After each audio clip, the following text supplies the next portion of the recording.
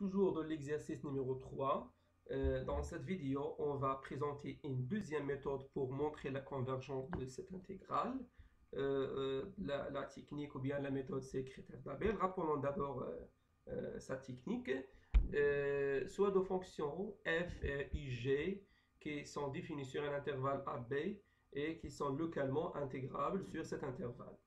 Pour utiliser critère d'Abel, c'est-à-dire pour montrer que l'intégrale de a plus l'infini de f fois g converge, on doit vérifier des conditions sur la fonction f et des conditions sur la fonction g. Pour la fonction f, on a 4 conditions à vérifier. D'abord, la fonction f doit être continue.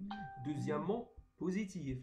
Troisièmement, décroissante. Et la dernière condition, c'est que la fonction f doit admettre une limite nulle au voisinage de plus l'infini. Parfait. Donc, on a 4 conditions sur la fonction f. Et la fonction g, toujours la condition de la continuité.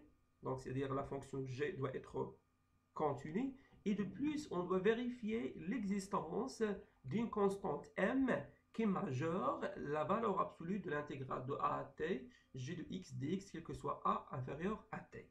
Bien, donc si on arrive à vérifier ces conditions, on peut dire que l'intégrale de a plus l'infini de f fois g converge. Bien, donc appliquons sa technique sur l'exercice qu'on a, bien sûr la question qu'on a. Bien, on a l'intégrale de p à plus l'infini de cos sur racine de x. Bien, normalement, on serait produit de deux fonctions. 1 sur racine de x fois cosinus x. 1 sur racine de x, c'est la fonction f. Cette fonction, elle est continue sur l'intervalle p plus l'infini, positive et décroissance, tout simplement parce que la dérivée de 1 sur racine de x c'est moins 1 sur 2, 1 sur x à la puissance 3 sur 2, elle est strictement négative, donc la fonction est décroissante sur l'intervalle p plus l'infini. Et de plus, la limite de 1 sur racine de x au voisinage de plus l'infini tend vers 0. Donc on a pu vérifier 4 conditions sur la fonction 1 sur racine de x. Bien, passons maintenant à la deuxième fonction, c'est la fonction cosinus x. La valeur absolue de l'intégrale de 0 ou bien de p, normalement c'est de p à t cosinus x dx, c'est la primitive de la fonction cos, c'est la fonction sinus entre p et t, c'est pas 0, entre p et t.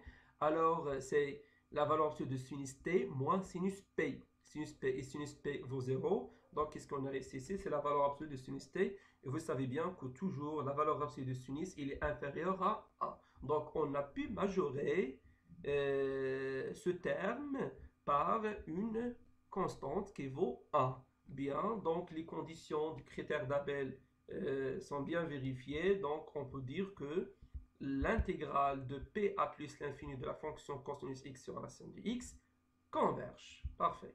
Maintenant, on passe à la vidéo numéro 3 pour montrer que cette intégrale ne converge pas absolument, pour dire finalement que cette intégrale est semi-convergente.